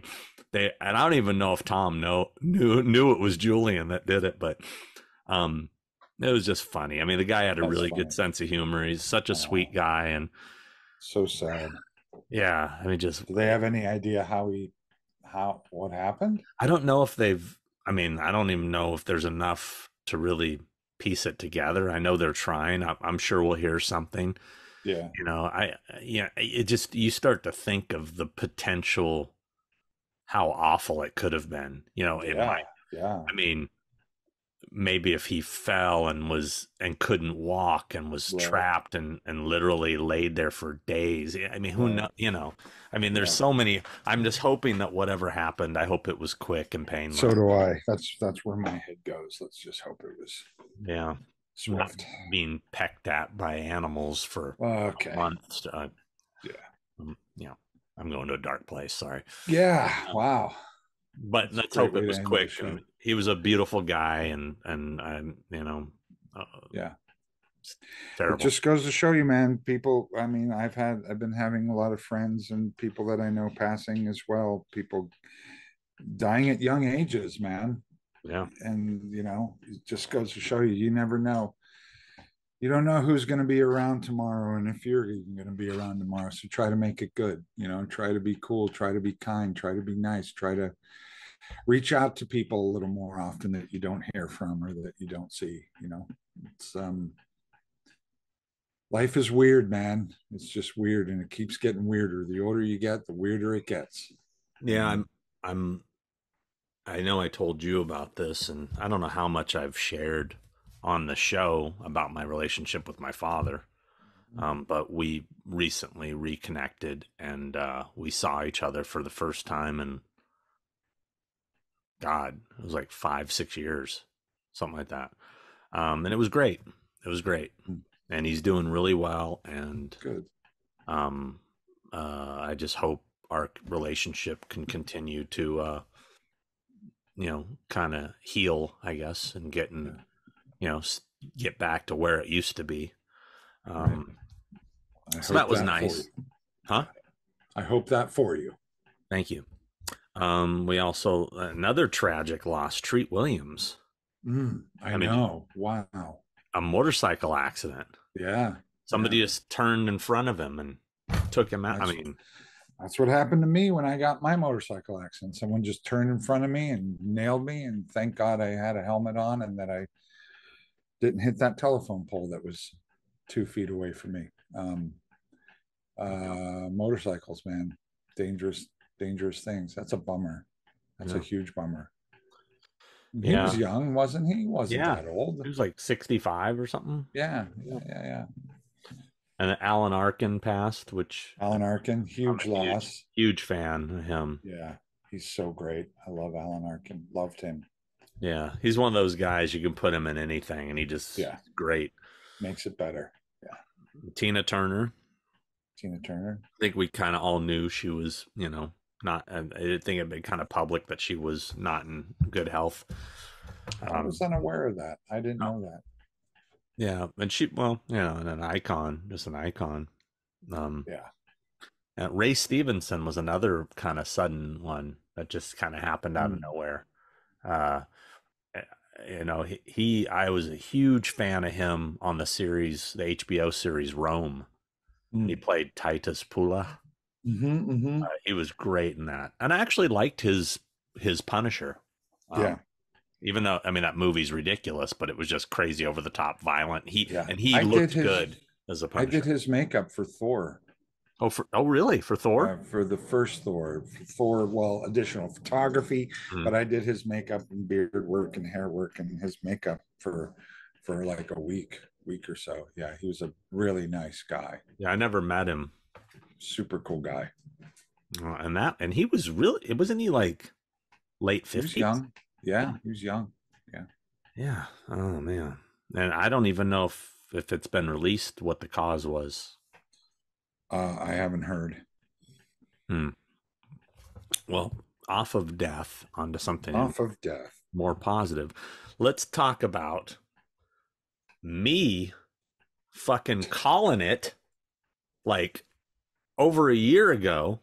Who said who would be the perfect drummer for the Foo Fighters? On this show, I said it. Yeah. Josh Freese. I called it, bro. Yeah. I willed it. You know what? There. Dave was probably watching one of our shows, and he's like, yeah, that's what it was. I'm sure that's what it was. What if it was? What if I bump into him and go, hey, man, I love the pod. And by the way, man, good suggestion on Freeze. We took your advice and went ahead and went your way. Sure, that's we were going to go in a different direction. We were going to go with, what's his name? Taylor. I thought for a moment they were going to get what's his name, the guy from Queen, his son. Oh, really? Yeah, because he's an amazing drummer too. I never heard his name mentioned. I heard it mentioned once. I heard one of the dudes from Pearl Jam mentioned, and then I heard there was a couple of names that kept getting tossed around, and Josh wasn't one of them. That kind of came out of nowhere. Oh, I knew. I Josh Freese was always up there. Like, of course he was, because You watched that announcement video they made? I didn't. Oh, it was pretty funny. Where it was like they're in a rehearsal studio and different drummers keep walking in, And then, like, because it's like they announce a new drummer, and the door opens, and it's Tommy Lee, and he's like, "Hey guys," and he's like, I brought food, whatever, and they're like, "Oh, Tommy, I just put it over there. Thanks, man." So all these different drummers keep walking in. You're like, "Oh shit, is it him? Is it him?" The drummer from Tool comes in, and he's bringing their dogs, and they're like, "Did you know he grooms poodles?" And they're like, "No," it's pretty funny. Chad Smith comes in. But then like all of a sudden you hear this, "Hey," and they turn around and Josh is sitting at the drum set. He goes, "Are we going to rehearse or what?" That's how they announce it's him. Oh, that's cool. I'll have to check it out. I'm sure it's on YouTube. I wonder if he's still going to play with Devo or if that's done now. I don't know. I would think it's done. I mean, Devo's close to being done, so I would think maybe he would just finish it out. Because I had heard that this was like Devo's farewell tour, like this year. I don't know if that's true. Oh, I didn't know that. Because it's been like 50 years, like they were saying this was going to be it. I don't know. Jesus.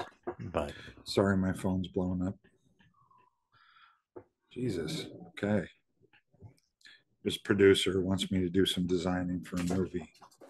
He's called me 4 times in the last 2 minutes.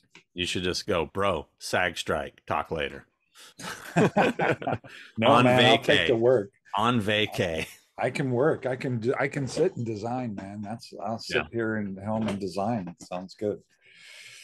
If you got, let them know you got a lot of rehauls coming up. So yeah, I know. I'm too busy with rehauls. I can't get bogged down with designs. Designing for a movie. Oh.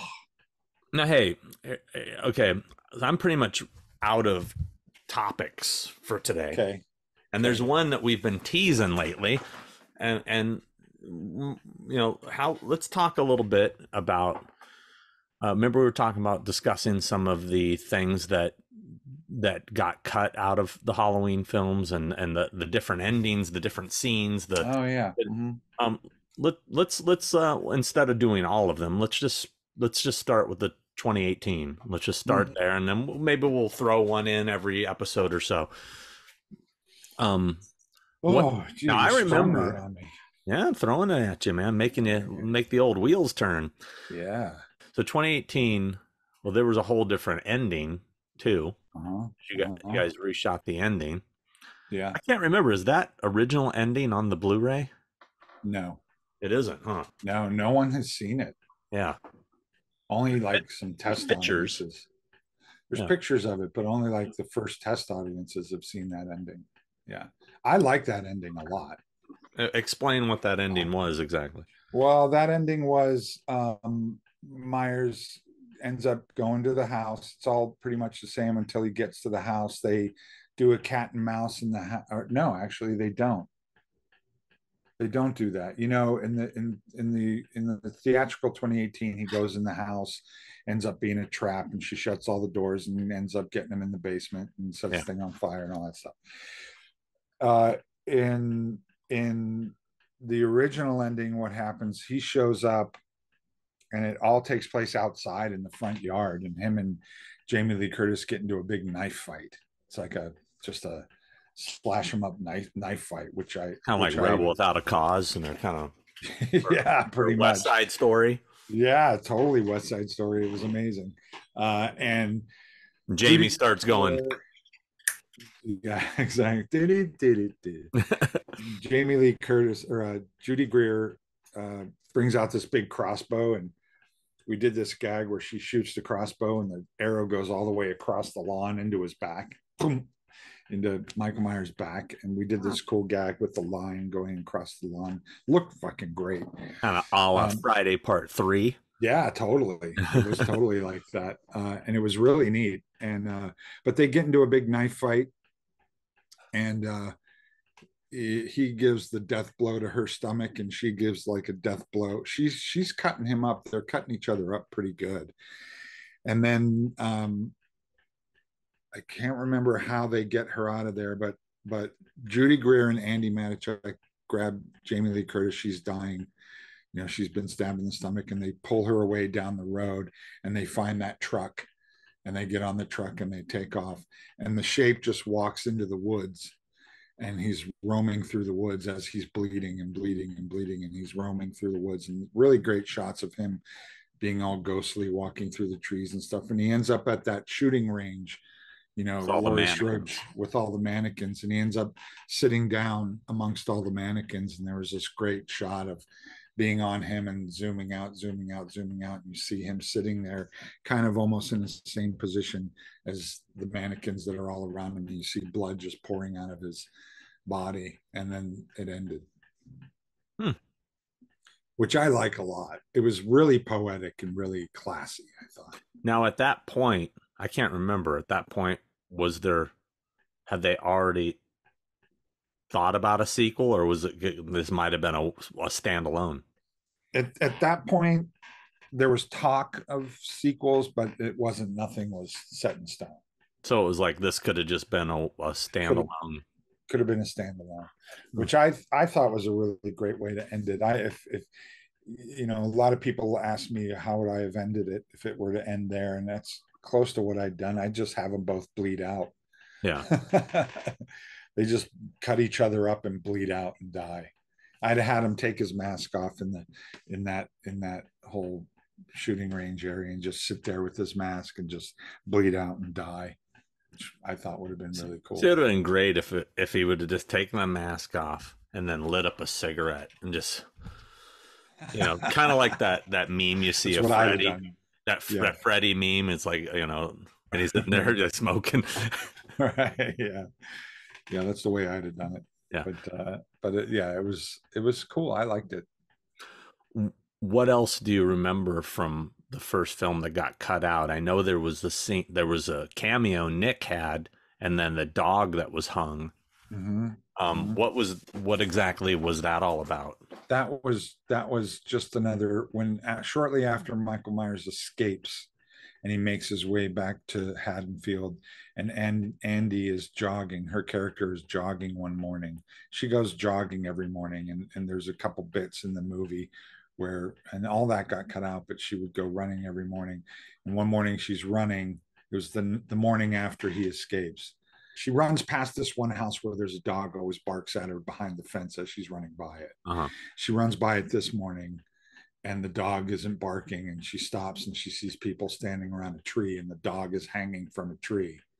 And Nick is one of the neighbors standing there, looking at this dog. And then way off in the distance in the background, down the street, you see the Bronco that the Shape stole, and you see him standing there in his hospital clothes, kind of beside the thing, kind of a la old school 78. So that takes place before he gets his mask at the gas station. Yes. Yeah. Okay. Were there any other gags or bits that you can remember that were shot that got cut? 2018 was a long time ago. I have to remember stuff that you built for the movie that didn't get used, things like that. I'm trying to think. I know the dog. I know that 2018. We shot most of the 2018 stuff that I built. We pretty much shot a lot of that. What got cut out? I have to really think. Going in order of the movie. You saw more of the gas station attendant with his jaw busted open. You saw a little more of that. We shot then.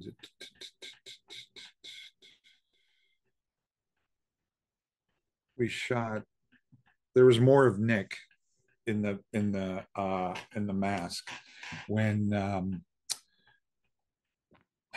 Hawkins goes and investigates the house, after the guy's pinned up against the wall, and he goes in and he pulls the sheet off the girl, the ghost sheet. You see Michael Myers walk down the hallway, and that's Nick. There was a couple more shots of Nick. So that's those behind the scenes shots of you and Nick looking over the banister that was shot probably then. Yeah, all that stuff. There was that stuff. I have to really think on this because it's escaping my mind. What else we shot that isn't in there? Mostly that ending is the thing that changed. Additional stuff with the podcasters being killed, or no, that was all in there. That was all in there. No, we kept a lot of 2018. The only thing we really changed was the ending. Yeah. That was the big change. Trying to think what else. That's all I got. That's all I can remember. Sorry. No, that's that's a little taste. I know that we I'll think definitely of have, more. we'll jump into kills next. I know that Yeah. script changed multiple times. Oh my God. It's huge amount of times. Yeah. And then There's a lot in that we can talk about. Yeah. But which I'm excited about. I was excited for the very first draft of Kills. This is just a teaser, and then we'll get into it next time. But the first draft of Kills was amazing because like over half of it took place in 1978. Yeah, and that's when I read that, because I read that first. Yeah. Because since I booked Charles Cyphers and Nancy Stevens into that movie, I was getting sent all the script updates. And when I read that first script, I was like, oh shit, this is awesome. People are gonna lose their minds. And then suddenly it just got cut and cut and cut. Yeah, I was so bummed about that one because there was so much cool 78 action going on, and even with the shape and with Loomis and stuff. There's a lot of stuff going on. Him roaming around yards, all the stuff people really wanted to see more of. It was all in there, and there was a really deep backstory between Hawkins and Haddonfield and Jamie and the whole thing there. There was a lot going on. Yeah, it was. I have to break that out. I'm going to break that out and reread it. Yeah, it was. I just kept remembering every time I would get a new update, I would read it and go, why? Yeah. You had gold right here. Why? Money. It was money. I know it's super expensive to shoot. It's expensive to, I know. Everything has to be period accurate and everything. Oh God, yeah. It would have cost them so much money. That was the big reason, was money. Yeah. That would have been such a cool movie. Imagine if they had cut out all the modern stuff and just done a direct sequel to part 2, like out of nowhere. Just went for that. Would have been awesome. Yeah, but unfortunately, people don't get how expensive it is to because every little detail has to be period accurate, and that's expensive, man. It is expensive. Cars, wardrobe, makeup, telephone, ashtray, everything. Because people like me will sit there and go, nope, see that back. Yeah.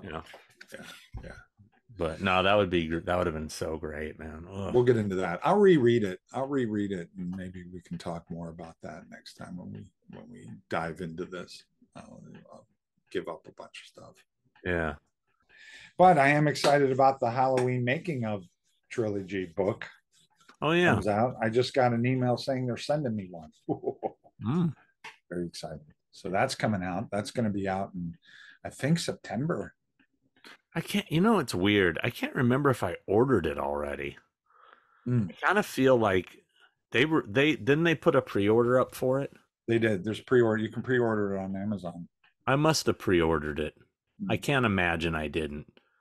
Sure that happens to me all the time. I forget that I order shit and then it shows up and I'm like, and someone gives you one. Like, or I buy a second one. Yeah, exactly. Like I'm sitting there looking at the Halloween art book. I think I've got 3 of them. Oh, I've got like I bought the limited one, and then I think somebody gave me one, and then I think Malik sent me one. Wow. I'm like, I got all these. Yeah, I don't too. Yeah. But yeah, so just gearing up for H45, trying to get this bus tour thing sorted, which is a nightmare. It really is. I heard they're selling that one house or something. Oh, the Strode house. the Strode House. I heard they're selling that or something, right? And they might Yeah. redo it, or they might tear it down, or something like Oh that. God, I hope not. Sarah from Sugarmint was telling me that. Really? Yeah, I'm surprised she didn't buy it. I know. Um, well, I mean, they didn't film inside that house. Right, It was all just her entering and exiting it. right. But that is damn iconic. I mean, I the know. the spot where she sits and everything. I mean, I know. that'll suck if they tear it down, dude. It's so sad the things that are getting torn down. Like I'm going to like I said, I'm going to London to shoot a few episodes, and I hadn't researched some of these spots in a while. Like one of the episodes I'm doing, I don't think it's a big. I try to keep it on the DL, Right. but one of the ones I'm doing is Clockwork Orange, which Cool. I've been to all the locations I think except for one, which I'm hitting up this time. But I hadn't checked some of them in a while, and I didn't realize that the Flat Block Marina, the famous scene where he's walking with the droogs in slow motion, Right. and he turns and he hits Dim in the nuts and kicks him Right. into the water and all that. Right. Totally been leveled. Oh wow. I mean, that is such an iconic place. Yeah. I've been there a couple times, so I have a lot of pictures, of me standing there doing the pose and everything. But when I was researching, I'm like, wait a second, I'm looking on Google Earth, and I'm like, wait a second, where is it? Right. I was so bummed. Yeah, I'm still all that shit's getting torn down. People are getting rid of it. I would hate to think Pasadena would do that. I don't know. I mean, I'm still gonna go there and document it. Sure. Yeah. But yeah. but like I just went to I was just in Arizona and was updating my Bill and Ted's episode, and the Circle K, which they were supposed to tear down, they didn't. They changed it to it's called C Marts, C something corner, C Corner Market. It's now, but yeah, it's weird. Like they changed it to a K to a C. I don't know, but stuff like that. So at least it's still there. At least you can still see the building. But all these, I keep hearing about they're gonna tear down Puente Hills Mall, which is the Back to the Future mall. Right. I'm hearing rumors that they're gonna tear down my childhood mall, which is Westminster Mall. Dude, it's like that. I mean, although I don't go there anymore, because it's there's not much in there anymore. It's like it's crazy to me that mall culture has died. I know online shopping has killed a lot of it, but what I don't understand is how these outdoor malls, kind of like the Irvine Spectrum, thrive, and they keep taking these indoor malls and revamping them as partial outdoor malls, and they do well. I don't understand. Back in the day, we used to go to the mall to get out of the heat, nice air conditioned. Right. But now people want to be in the heat. I don't get it. They want to be outside. They want to be able to go sit on their, sit at PF Chang's on the patio, and I don't know. That'll all go away too eventually. Yeah. That'll all fall away.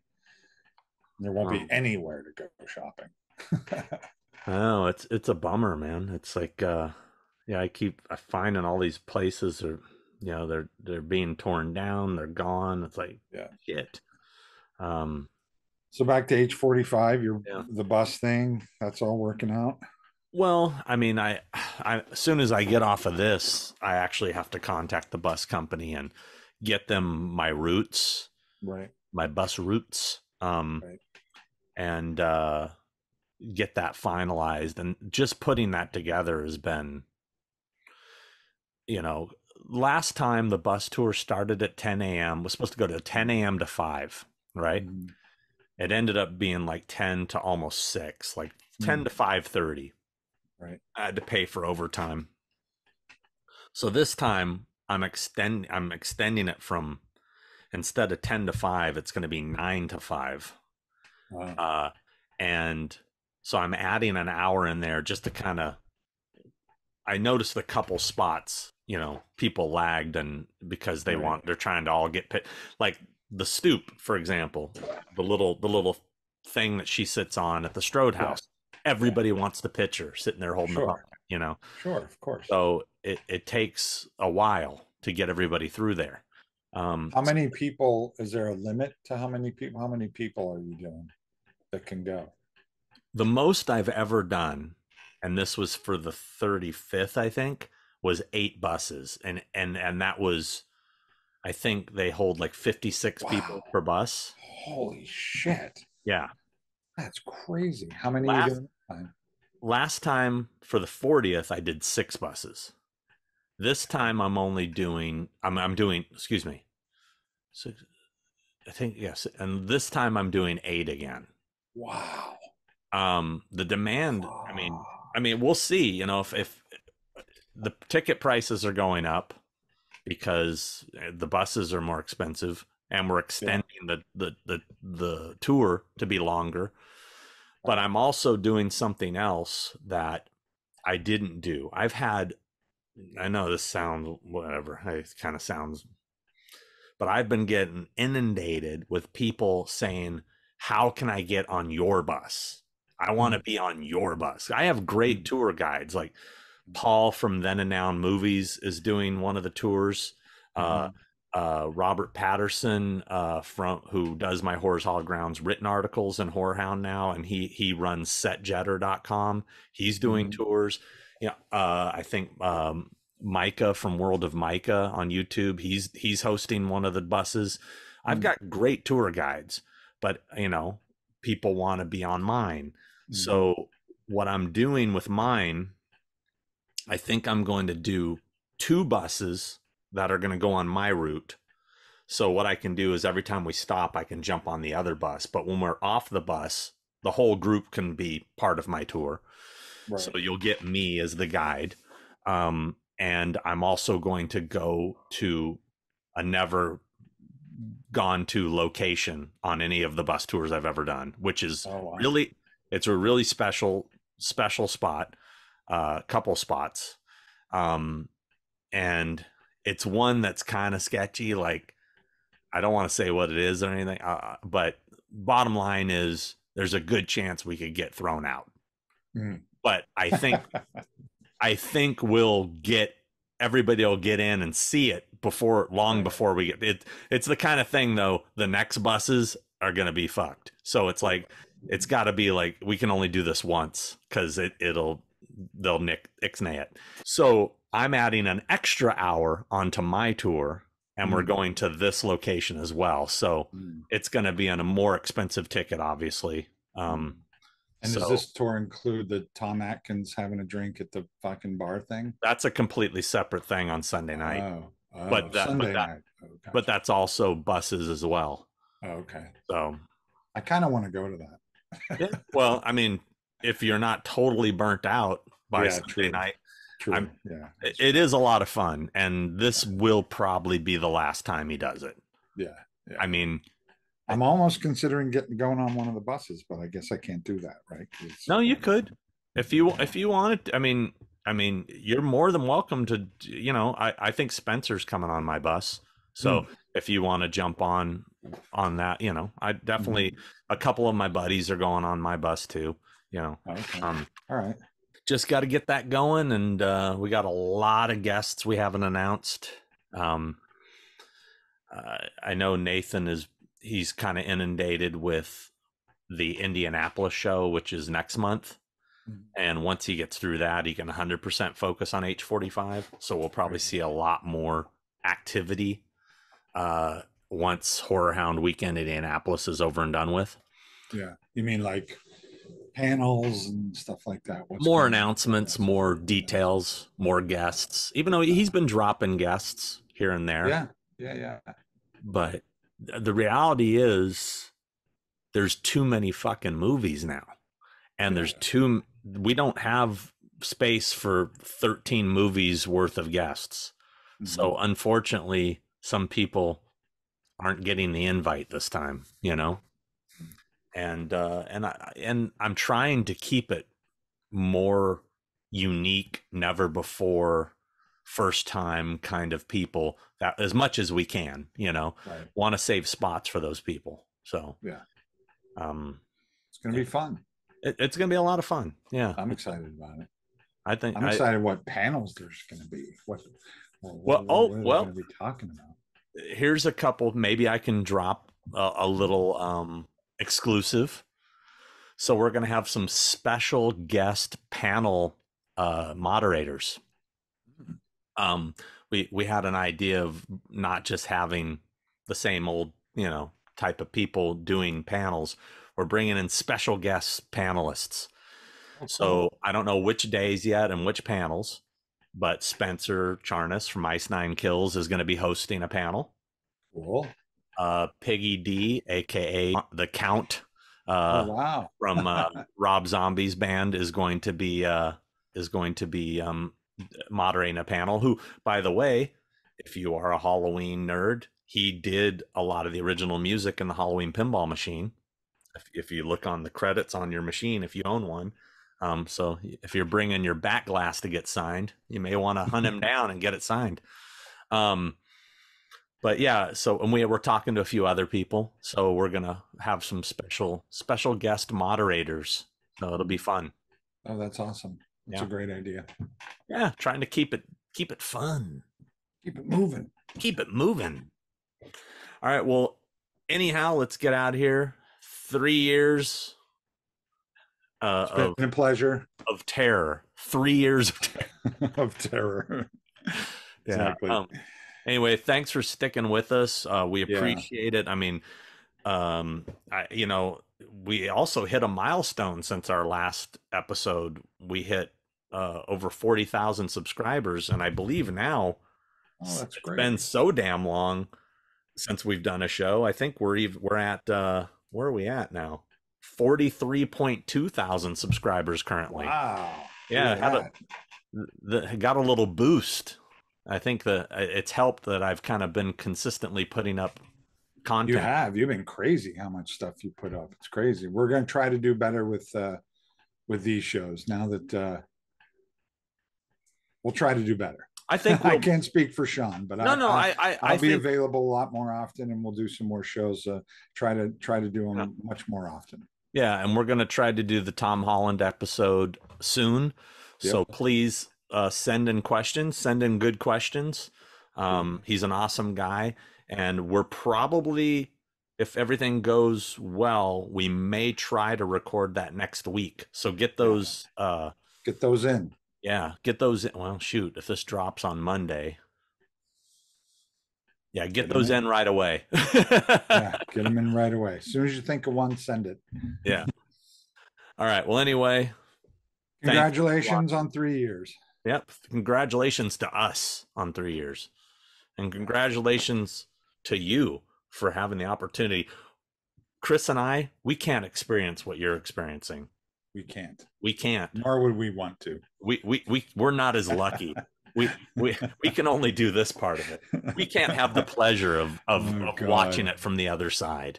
Why don't you guys do a show and I'll watch your show? How's that? No. Don't. All right. Don't. Keep watching. Don't, and I won't. Don't, and I won't. Nope.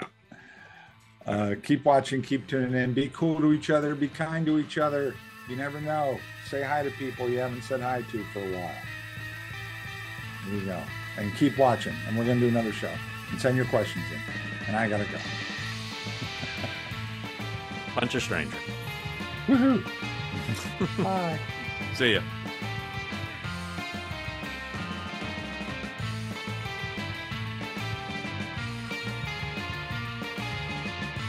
Dude. All right. Best episode ever. Oh my God. It was amazing. My ass is killing me. All right. Hey guys, just want to jump in here real quick to remind you, our shirt store is up online. tpublic.com/user/malfunction. Go there. We got a bunch of new thing with who. We got a bunch of. Come check it out. We got a bunch of thing with two head designs, all kinds of designs, more designs you know what to do with. Horizontal grounds designs, There's Hallowed's Holograms designs. You can get mugs, you can get shirts, you can get stickers, you can get a onesie for a baby. You can get a notebook. You can get a throw rug.